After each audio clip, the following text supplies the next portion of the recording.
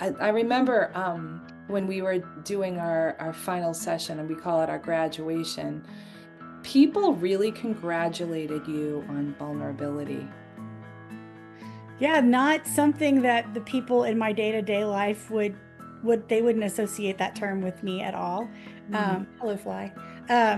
They wouldn't associate that term with me just because I'm always the one that's had to stand strong and be responsible for everybody's everything. But Yes. it was such a safe group to be vulnerable in that I could make that leap and know that I wasn't alone.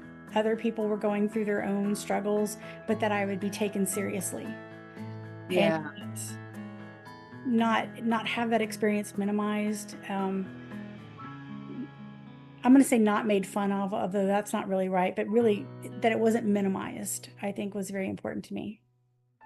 Let me ask you one more thing. Because you chose to be vulnerable and because you felt safe, what result maybe just kind of was exponential versus not feeling safe, just kind of hiding it? Oh, I grew a lot more.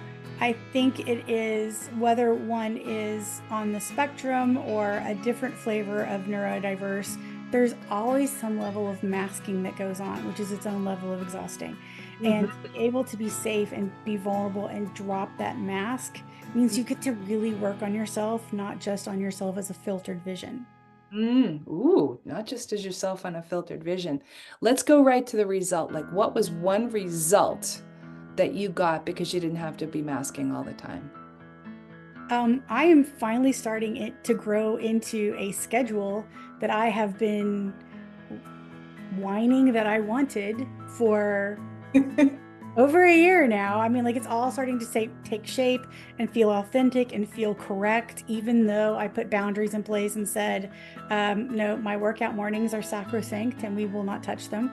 Um, yeah, like I now go, oh, I don't schedule on those mornings. Sorry. Um, Just like but that. yeah, and nobody gets mad about it, which before I would be like, oh, I can make anything work. Um, which Mm. I mean, we can, but should we have to?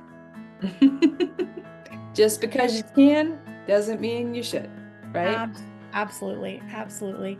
And so just being able to draw some better boundaries to protect myself has been a direct result of this round of Discover.